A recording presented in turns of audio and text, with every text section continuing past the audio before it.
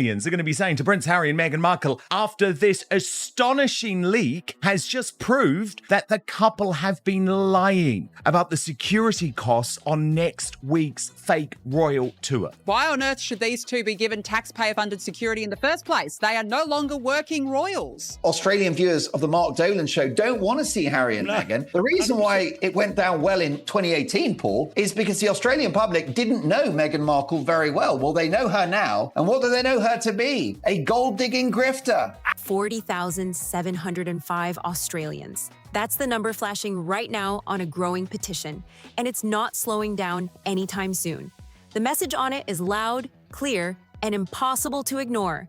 It basically says they don't want this visit happening, and every single hour more names keep stacking up. Just today alone, 758 new signatures dropped in, pushing the momentum even further.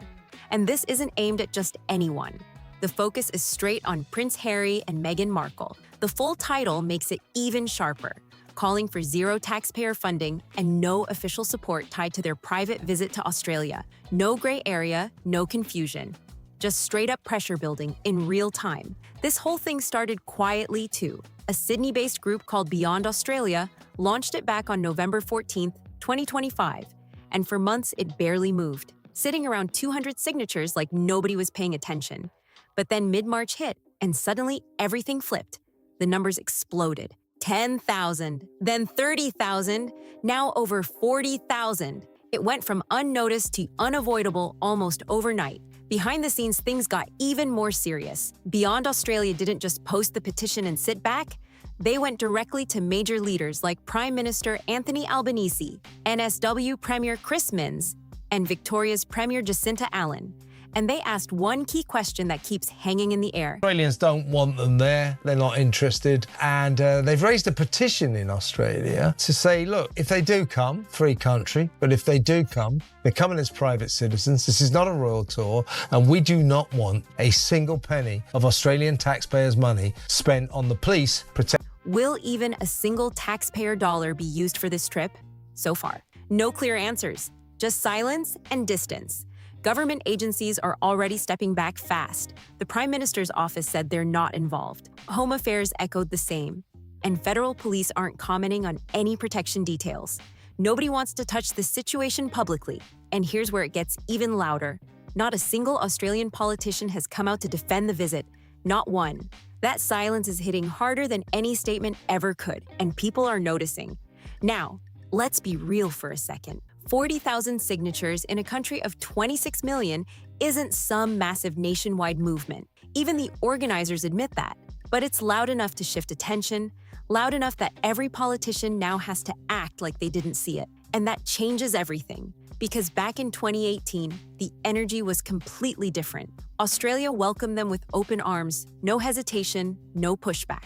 That was the belief, that they were fully embraced. But now, that image is starting to crack right in front of everyone. Flashback to October 17, 2018. Dubbo, New South Wales. Harry stood out there in pouring rain, no umbrella, speaking directly to farmers going through tough times. It was open to the public. Thousands showed up, and his message hit deep. He told them they must not suffer in silence, that asking for help was one of the best decisions he ever made. That moment built connection. But right now, the conversation feels completely different.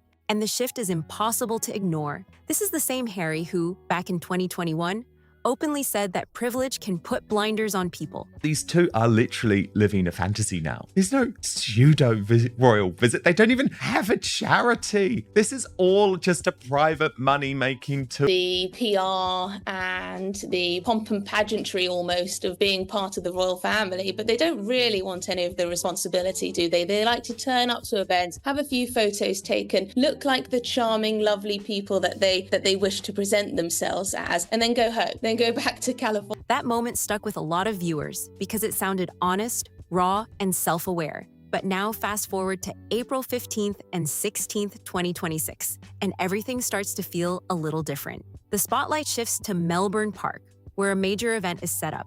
The Inter-Edge Psychosocial Safety Summit. Same topic, mental health, same country, same message about support and speaking up. And to be clear, this event supports Lifeline, a well-respected organization focused on prevention and helping people in need. Nothing here is aimed at them. But what people are questioning is the setup around it. Because when you look at the ticket prices, things start raising eyebrows fast. Platinum access, 2,378 Australian dollars. Gold, 1,978 Australian dollars.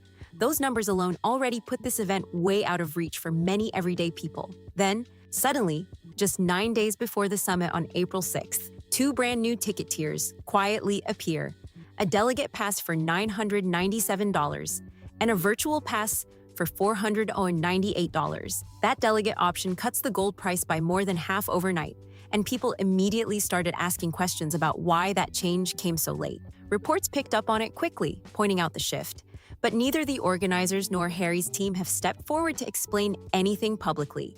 No ticket sales numbers, no breakdown, nothing. Just silence again, and that silence is starting to stand out. At the same time, other details are adding to the conversation. Can I just tell you that Australia has tackled illegal immigration very successfully? And I think given the fact that Harry and Meghan are on their way, I think it's time to reactivate Operation Sovereign Borders, Paul.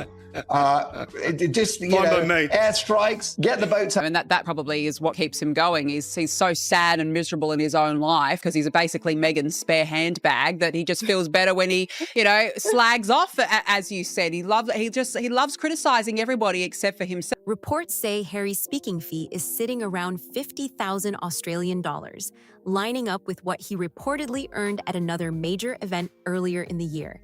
And then another claim surfaces, saying he may have been brought in as a last-minute replacement after another name became unavailable following unrelated document mentions earlier in the year. And that's where things really start to hit people differently, because the same message that once reached farmers standing in the rain now comes from a stage where even the lowest ticket is close to $1,000. That contrast is what's driving the conversation right now. This isn't about attacking the cause, it's about asking a simple question. When did that open, public moment turn into something behind a price wall? And who made that call? Because the people standing out in Dubbo back in 2018 wouldn't have been able to afford any of this. And now, the timeline shifts again, because this next part starts connecting pieces in a whole new way. Lock in one date, October 3rd, 2025. That's where things begin to line up. Now jump ahead to April 17th through 19th, 2026. A separate event in Sydney called the Her Best Life Retreat, taking place at the Intercontinental Coogee Beach. This event has one organizer, Gemma O'Neill, not the radio personality people might be thinking of, completely different person. And just to clear confusion, Jackie Henderson had already stepped away from that podcast earlier in the year. Can't imagine why nobody's going, can you? I mean, it sounds so interesting, doesn't it? Yeah, it sounds so interesting. From a man who can't keep an employee to save his life, talking about workplace mental health each year just to meet their minimum security needs. So I really think we can't frame this in any other way other than a pay for play, a desperate, grab for cash. O'Neill is running this entire retreat solo through her company, Besties Australia. But here's where the timeline starts raising eyebrows. October 3rd, 2025. She purchases a 3-bedroom cottage in Fitzroy Falls, New South Wales, valued at just over 1 million Australian dollars. That's confirmed through property records and reported publicly. Then, just 7 weeks later, November 25th, 2025, her separate talent company enters voluntary liquidation. Official records, publicly documented, no rumors, no guessing. And when you line those dates up side by side, that's when people really start paying attention, because the timing is hard to ignore. February 20th, 2026. And this is where things start getting serious. O'Neill tells administrators she cannot contribute anything towards that's done. Repayment, 0. Her reasons are all on record. No personal savings, limited income, and a failed attempt to refinance her Sydney apartment. That's not speculation. That's officially documented. Then just 4 days later, February 24th, 2026, Grant Thornton, Australia, files the creditor's report, and the numbers hit hard. Total debts, 546,848 Australian dollars. And here's the part that really stands out. 543,548 of that is owed to the Australian Taxation Office. That's almost the entire amount. But it doesn't stop there. The administrators highlight something even more unusual, a 7-figure commission payment linked to an unnamed client. Is some guy in Australia has gone, I'm starting up a wellness retreat. Who can I get to come and promote it and see if I can get some publicity for it? I know. I'll ring up the grifters in chief. I'll pay them a couple of £100,000. They'll come to Australia and I'll get loads of publicity, and lots of idiots might go there because they might think it's the home of, celebrity wellness. And that's what it's all about. It's completely a commercial deal. They're trying to make out that it's a semi-royal visit, right? It's not. It's literally hoping against hope that they get a free goodie bag at the end of it that might have a Rolex in it. I mean, it's that shallow. And according to their own written words, there's no proper documentation backing it up. No loan agreement, no clear business purpose, no measurable benefit to the company. That's a major red flag, and they said it directly. They also noted the company may have been financially unstable as far back as December 2024. That pushes the timeline back even further than people expected. Now watch how fast things shift. Just 2 weeks later, March 11th, 2026, O'Neill announces Meghan, the Duchess of Sussex, as the headline speaker for a luxury retreat. Ticket price, 2,699 Australian dollars. That timing is what's catching everyone's attention right now. And let's slow this down for a second, because this part matters. Besties Australia and the GMI agency are technically separate companies on paper. So any suggestion that money from one is directly covering the other, that's not confirmed. It's a question people are asking, not a proven link. But the question is still powerful. Who is actually financing this event, and where is that money going? Because right now, there are no clear public answers. Around the same time, O'Neill quietly deletes her personal Instagram. No explanation, just gone. And people watching this unfold are starting to ask something very direct. Who exactly was vetted before this event was approved? Because that step is usually standard. Now let's break down what that $2,699 ticket actually gets you. 2 nights at the Intercontinental Coogee Beach. She's never sold, 100,000 quid's worth of jam, quite frankly. No way. It's embarrassing. It's really embarrassing. And I see that she's off to Australia. She's copyrighted the As Ever brand, and she's going to land in Australia and she's going to get booed because people hate the woman. She's ghastly. She's toxic. She's horrible. She's ruined a young, once promising man who's now a husk of his former self, who cannot even stand up. A gala dinner, disco night, Saturday lunch, yoga sessions, sound healing meditation, led by O'Neill, and a conversation moment with Meghan during the gala. Sounds premium, right? But here's the catch. That standard package includes a shared room. Yes, shared. If you're attending solo, you could end up splitting your space with someone you've never met before for nearly $2,700. That detail caught people off guard because most would expect full privacy at that level. If you want your own room, there's only one option, the VIP tier at $3,199. That includes an ocean view, a gift bag, and a photo opportunity. But again, that's an extra jump in price just for basic personal space. Now here's where things take another turn. A reporter from 7 News Ariana decided to attend as a regular paying guest. She paid the full $2,699 out of her own pocket.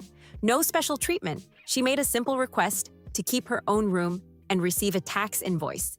That's it. But the moment organizers realized she worked in media, everything changed instantly. Her ticket was refunded, access revoked, and she was told no media were allowed. The issue? That restriction was never clearly stated during the booking process. No warning, no visible rule at checkout.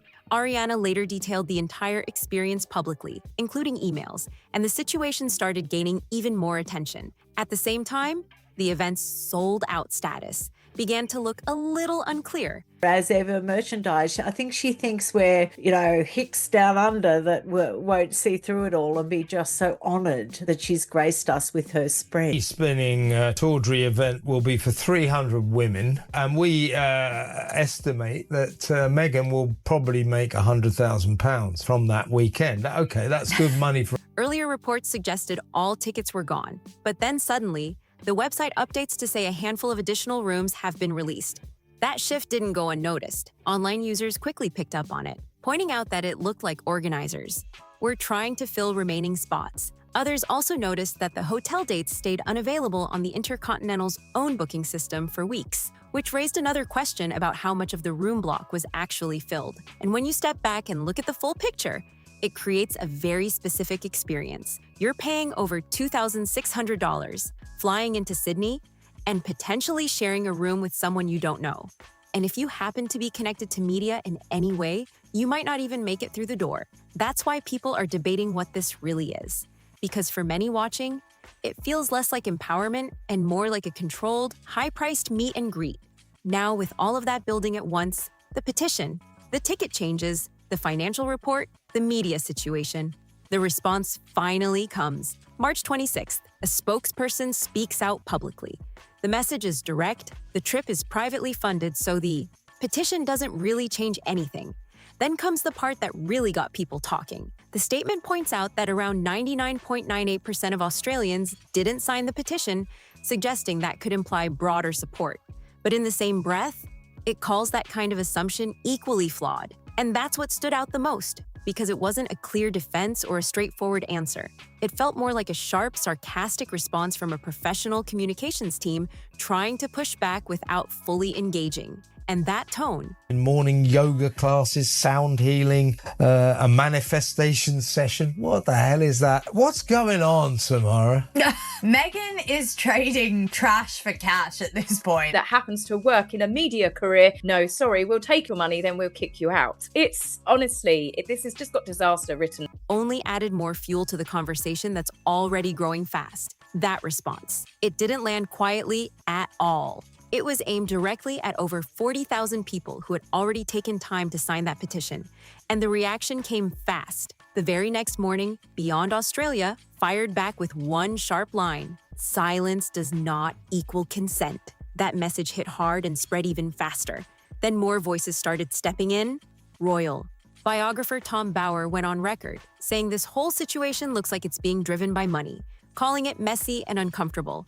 He pointed to earlier promises and suggested this direction doesn't match what was once said publicly. At the same time, PR analyst Maya Riaz added her take, saying that attaching a name to such a high-priced exclusive event during a time of public criticism just doesn't connect well with people. According to her, it feels out of touch with what audiences expect right now, but here's where things really flip. That petition on its own, it probably would have slowed down around 5,000 signatures if left alone. It needed something to push it further. And that public statement ended up doing exactly that. The moment it dropped, the numbers started climbing again. Another wave of signatures rolled in, adding thousands more. Instead of shutting the conversation down, it gave it even more attention. The situation didn't cool off. It got louder. And then another detail surfaces that shifts everything again. Internal planning notes shared with selected media on April 9th reveal a major decision. There will be no public walkabouts during this visit. Not in Sydney, not in Melbourne, not anywhere. The reason given? Security. 2023. It's basically an influencer blackout. Now, the difference, the contrast with Meghan is the fact that there is nothing. I am shocked. There is no excitement. There's no build-up. There's no one willing to break their silence, anyone of note, to say that they're actually going to the event. Costs and maintaining order. That's the official explanation in the document. Now compare that to 2018, when everything was completely open. Back then, there were 76 public engagements across 4 countries in just over 2 weeks. Events at the Opera House, Bondi Beach, Dubbo, Melbourne, all open to the public, all free. Thousands showed up everywhere. People weren't just watching, they were connecting.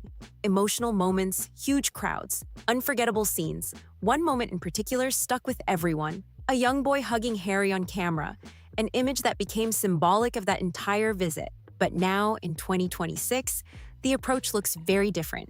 The schedule includes a children's hospital, visit, an Invictus-related event on Sydney Harbour, a women's shelter visit, a sports club stop in Melbourne, a rugby match, and a short visit to Canberra without Meghan. And here's something else that stood out. The retreat event isn't even included in those official plans.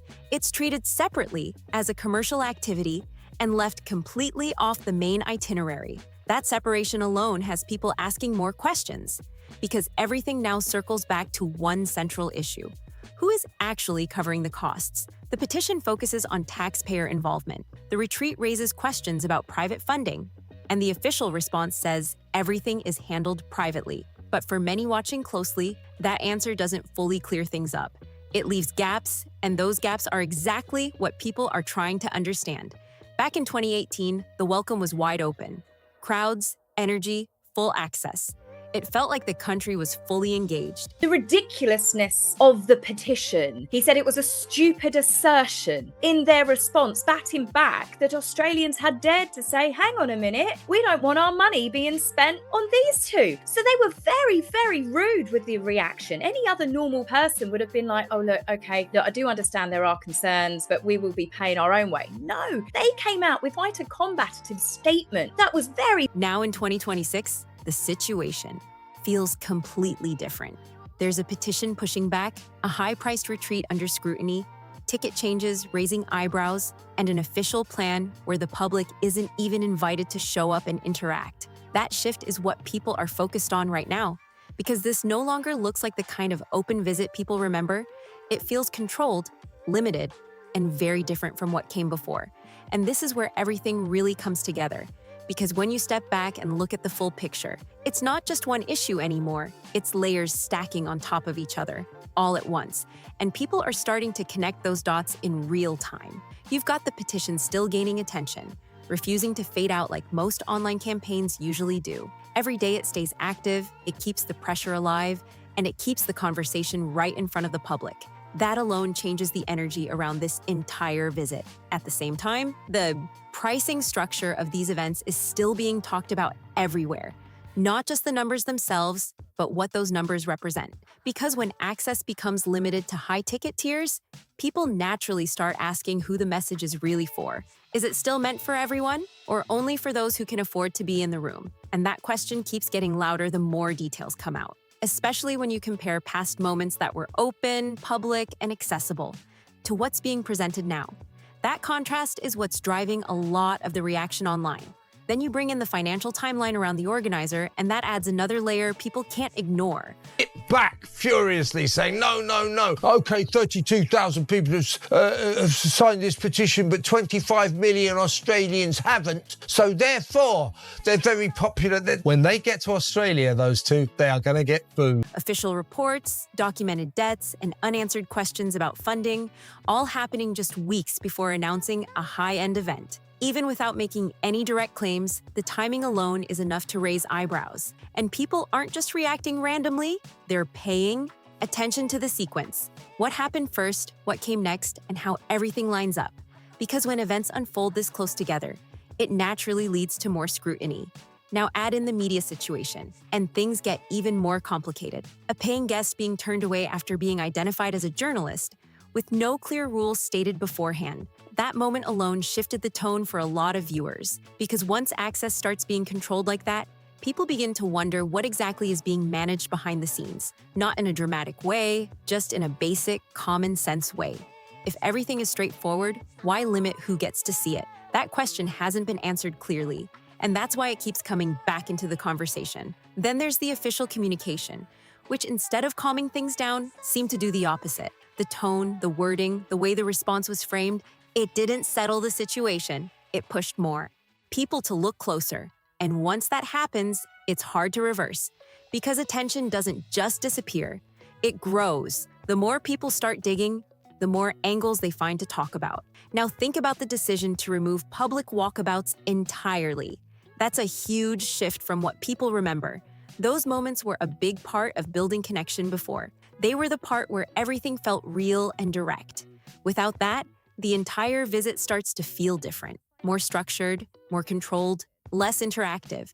And whether that decision is practical or not, the perception it creates is what matters. Excitement, there's no build. And it's almost like they don't want to be associated with her, with Meghan Markle, because it's really bad. Because perception is what shapes public reaction. And right now, that reaction is mixed at best. Some people are still supportive, focusing on the charitable elements and the intention behind the events. And that side of the conversation is still there. But at the same time, another group is asking tougher questions. Not about the message itself, but about how it's being delivered, about access, pricing, transparency, and consistency. And those questions aren't going away. They're being repeated across social media, across news coverage, and across public discussions. What makes this situation stand out is that it's not just one headline driving it. It's multiple stories overlapping at the same time. The petition, the ticket changes, the financial reports, the media restrictions, the official response, all happening within the same window. That kind of overlap creates momentum. And once momentum builds, it carries the story further than anyone expects. Now here's the bigger picture. This isn't just about one trip or one event anymore. It's about expectations. It's about how public figures are seen versus how they operate in real time. Because when there's a gap between those two things, people notice. And when they notice, they start asking questions. And once those questions start, they don't just stop on. Their own. So now everything comes down to what happens next. Because this situation is still unfolding. Nothing here is fully settled, and every new update has the potential to shift the conversation again. Will there be more clarity about funding? Will organizers address the concerns directly? Will the structure of these events change in response to the reaction? Or will everything continue exactly as planned, with the conversation growing louder around it? Right now, it feels like the pressure hasn't peaked yet. It's still building, still developing, still pulling more people. Questions are being asked about the appropriateness of this visit to Australia now. There's a cost of living crisis, and yet there you go. Meghan is swanning around like a Z-list or Z-list celebrity, as you say in America, charging money for selfies, essentially, at this Sydney retreat where people are paying thousands of dollars and so forth. They clearly realise that they have no other role in life. There's nothing else that they can really do except for ape the monarchy, but they were supposed to have separated them. Into the discussion. And that's what makes this moment different, because it's not fading out. It's evolving in real time. None of us were sitting in that room on March 26th when that moot point response was written. And that's important to remember. Everything being discussed right now comes from the same pool of public information, official filings, reporting from multiple outlets, public statements, and documented timelines. That's it. No secret access, no hidden footage. Just what's already out there for everyone to see. And that's exactly why the situation has taken off the way it has. Because when information is public, it doesn't stay quiet. People read it, compare it, connect it, and start asking questions. That's how momentum builds. And that's exactly what's happening here. You've got the petition numbers that kept climbing instead of slowing down. You've got the event pricing that sparked debate about accessibility. You've got the timeline of financial filings that raised eyebrows. You've got the media situation that added another layer, and then you've got the official response that, instead of calming things down, pushed more attention onto the story.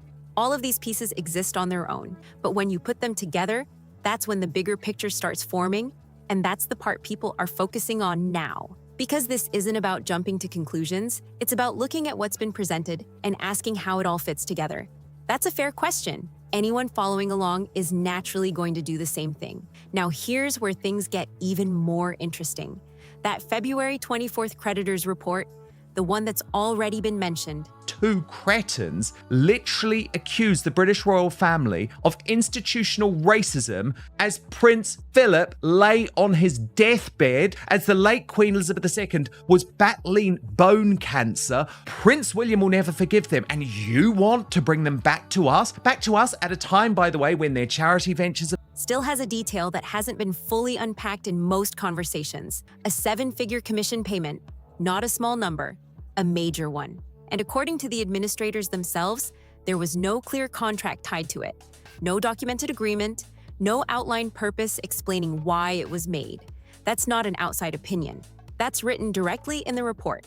And when something like that appears in official documentation, people are going to pay attention because it raises a very simple question. How does something like that happen without a clear paper trail? That's the kind of detail that naturally draws focus. Now, to be clear, raising that question doesn't automatically lead to conclusions. It just highlights something that stands out. And right now, that detail is sitting there without a full explanation attached to it. And that's why it keeps coming back into the conversation. At the same time, people are also looking at patterns, not just one isolated moment, but how certain situations line up across different contexts. When similar types of questions appear more than once, it adds weight to the discussion. And that's where comparisons start happening. Not as accusations, but as observations. People look at timelines, they look at decisions, and they try to understand the bigger picture. Because once attention reaches this level, it doesn't stay focused on just one headline. It spreads across everything connected to it. Now think about where things stand right now. The visit is still planned. The events are still scheduled. The conversation is still active. Nothing has fully settled yet. That means everything from this point forward carries more impact than usual. Every update, every clarification, every decision, it all shapes how this story continues. And that's what makes this moment so important, because it's not about what already happened. It's about what happens next. Will there be more transparency around the financial details? Will organizers address the unanswered questions directly? Will any part of the plan shift based on the public reaction? Or will everything continue exactly as it is, with the discussion growing louder around it? Right now, it feels like people are watching more closely than ever. Not casually, but with real attention. Because once a story reaches this level, it doesn't just disappear overnight. And here's the reality. No matter where someone stands on this, whether they support it or question it, the interest isn't going anywhere. The conversation is locked in. Because when you have this many moving parts at once, the petition, the pricing, the timeline, the reports, the response, it creates something bigger than any single detail. It becomes a full situation that people want to understand from every angle. And that's exactly where things are right now.